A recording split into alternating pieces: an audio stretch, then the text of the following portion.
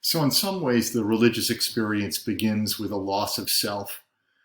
This is interesting because when we look at the flow state, which we looked at with Kotler, the experience in the waves and the complete immersion in whatever it is you're doing, which is why you may love what you do if you're an athlete or if you're a singer or an actor. When you completely immerse yourself in something, you lose part of yourself too. And that falling away of the ego or self is a really important part of the larger aspect of religious experience. The sense of timelessness, the loss of connection to the body, or sometimes the complete connection to the body, leads to feelings of serenity. And actually, it changes the way your brain is functioning. If you look at the graphic there, you're actually, when your brain starts to quiet down, you're activating parts, networks of your brain. Specifically, if you look at it, the prefrontal lobe and the limbic system, you're connecting those two things in a very immediate way, and you're cutting out some of those other aspects of your default mode psychology. So it's interesting, you're literally changing your mind when you're engaging in religious practice. So if you look at this another way, this is interesting. What makes us feel like we're being absorbed into something bigger than ourselves? What makes us feel connected to larger realities or senses of God? And this happens if you look at prayer. If you look at the picture of this MRI of the brain on the left, looking at the brain activity. If you look at that frontal cortex, the part, the red part towards the top of that, that's the basically, if you put your hand on your forehead and you move it up a little bit, that's your frontal cortex, and you can see it's very active. And the parietal lobe back towards the right-hand side, the superior parietal lobe, is also quite active. But when you start to pray, you'll notice that there's a decrease in the prefrontal cortex. It quiets down. That planning part, that separate part, begins to quiet down, as does the area in the superior parietal lobe.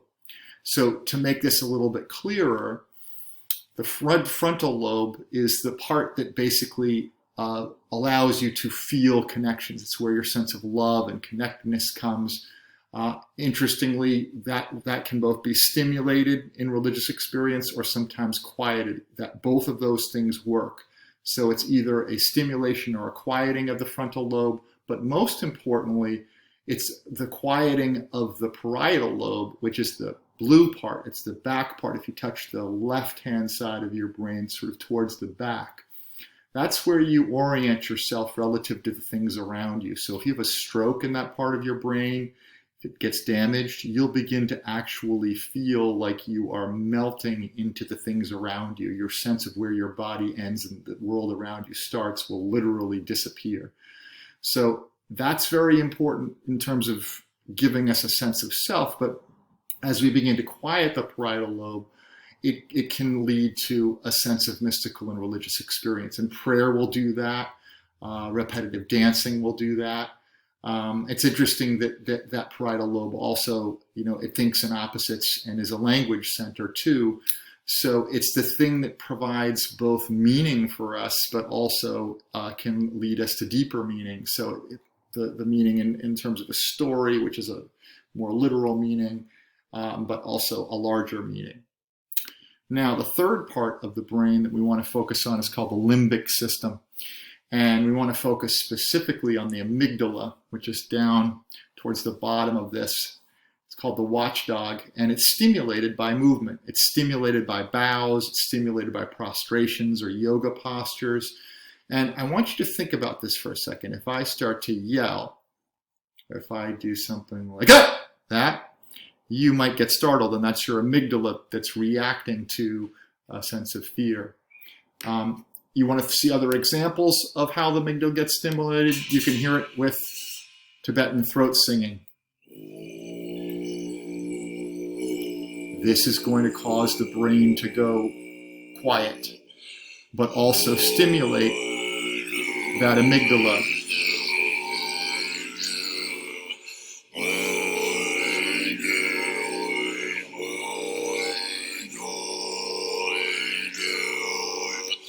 So here the monks are not only singing and chanting and praying, they're also literally putting their brain into a state of mind where they can approach their deeper self.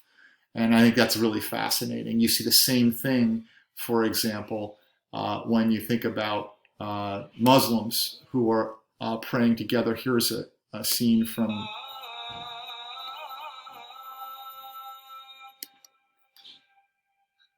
the movie Samsara, fascinating movie, which deals with how the Hajj impacts whole groups of people. I mean, here you're witnessing people having a religious experience collectively. The prostrations are impacting their brains by stimulating the amygdala and also quieting the parietal lobe at the same time and creating a religious experience.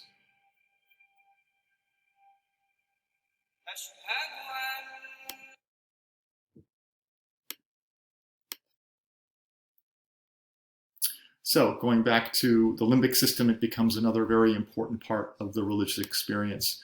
So 3 other examples: the Salat, which we just saw, the role of music and dancing, which does both stimulates the amygdala and quiets the parietal lobe and stimulates the frontal lobe, right? So your sense of connection to people around you increases, your sense of your own identity within that decreases.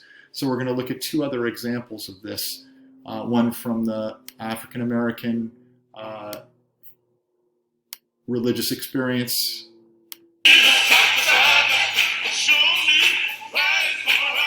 Right? So they're swaying and dancing and music. The quieting of the parietal lobe, stimulation of the frontal lobe, and the overall sense of joy.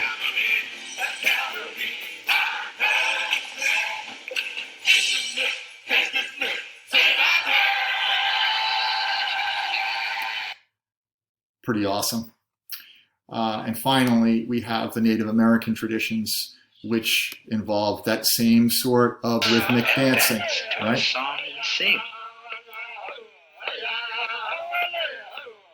Little girl you see dancing with feather is daughter of our medicine man. She dances to the gods of the 4 corners of the earth. To the east, we ask the gods for sunlight in life.